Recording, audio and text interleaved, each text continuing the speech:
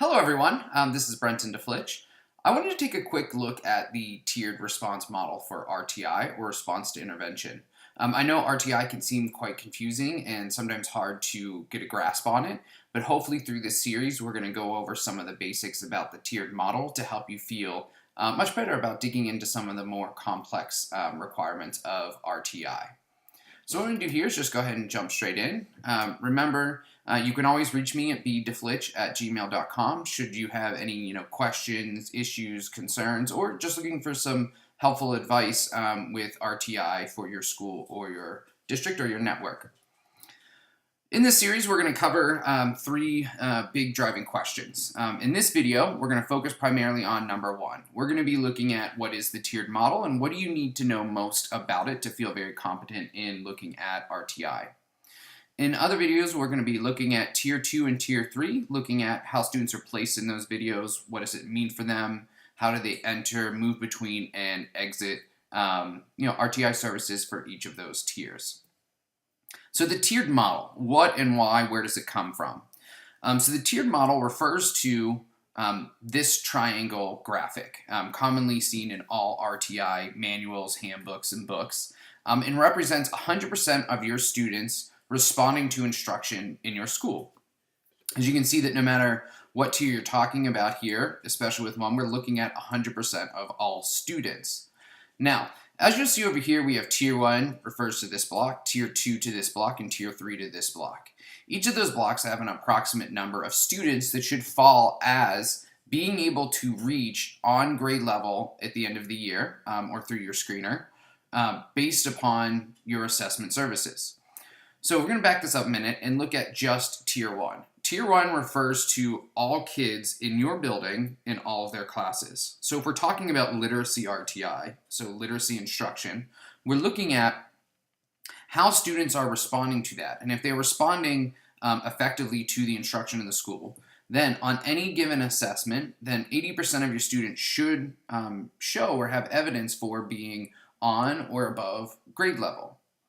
Now that's expected. That's saying if the school is high performing, doing everything we need to be doing in the ways we need to be doing it, then 80% of our students should be able to reach on or above grade level without any additional intensive intervention. But we know that students come to each grade level from different areas with different needs. And so because of that, RTI is the framework used to help each of those students with their different needs and different gaps still reach at or above grade level. So we take an assessment at the beginning of the year called a universal screener, and we'll talk about that more later on and in the blog post, that tells us and helps us understand how many students are in each tier. So Tier 1, we see 80% of our students are here. That leaves roughly 20% of our students who would not be able to reach at or above grade level, given if they did not have any intensive interventions. So about 15% of your students will probably fall into Tier 2. These students are roughly 1 to 2 grade levels behind being on grade level for their year. So for instance, if this is ninth grade takes their assessment in September, 80% of the students are on grade level, that's awesome. And then you're going to look to find probably about 15% of your students that are still roughly on an 8th or a 7th grade level. Those students are going to need slightly more intensive intervention than what is able to be provided in the general ed classroom. Then if you look further at the results, you'll probably find that approximately 5% of students have even more intensive needs that are probably more specialized and more individualized. These students are usually 3 to 4 or more grade levels behind. So again, if this was 9th grade, we'd have our screener. 80% of students can reach on or above grade level at the end of the year, receiving classroom. Then we have another 15% that are going to get some additional services and intervention to reach on or above grade level.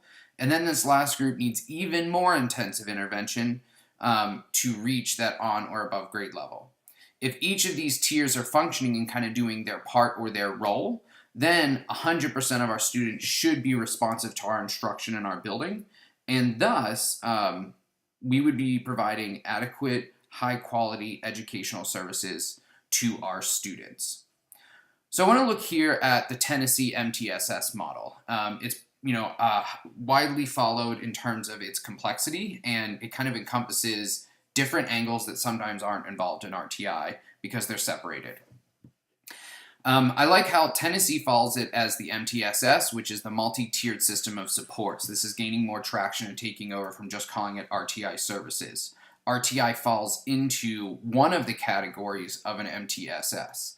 Now, an MTSS provides two supports. All the supports kind of funnel into these two buckets. The first one are academic supports, which would be your RTI system.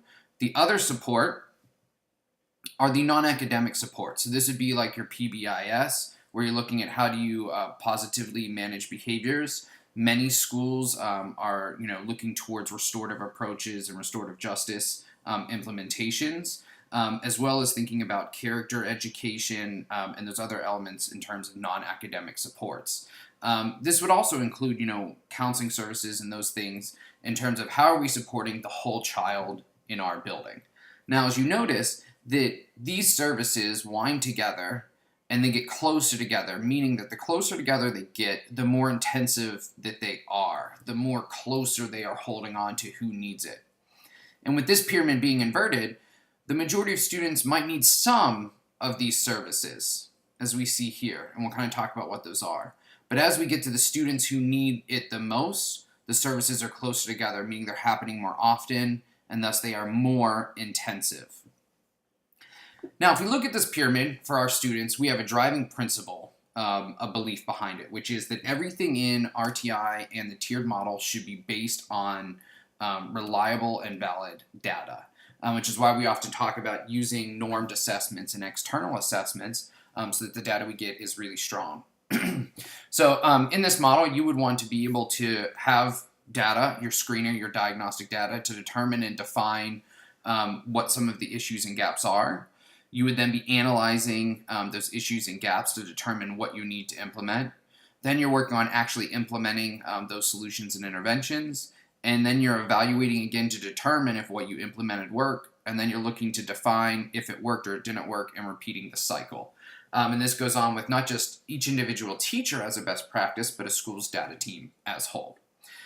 So again, just to kind of close out and look at these percentages, in this blue section here, we have Tier 1. So all students, when we give our universal screener and our ongoing assessments, roughly 80 to 85% of our student body should at least be on track for on grade level or above. Now, this does not mean that they are not receiving any type of intervention at all. We know it's a best practice that teachers spiral their curriculum. We know that they intervene in their classroom in terms of providing, tutoring or additional practices or at-bats for things. And so those are included in providing all of our students a chance at mastering on grade level or above material. And we can also think within another realm of this, within behavior. How does our system specifically work to support students in all classrooms to make, positive choices and to grow and to learn along the way? And thinking more of determining now who would be at risk at the next level. So through our screening, through our assessments, we then look at Tier 2. We're going to have roughly 10 to 15% of students should fall into this category. Again, this category we generally, as our at-risk students, these would be students 1 or 2 grade levels behind. They are probably just missing some skills or some parts of a skill within a standard that even if they receive some of these Tier 1 supports a teacher with best practices is doing, they still would probably not meet on or above grade level. So Tier 2 looks to provide additional services to help that student accelerate their growth.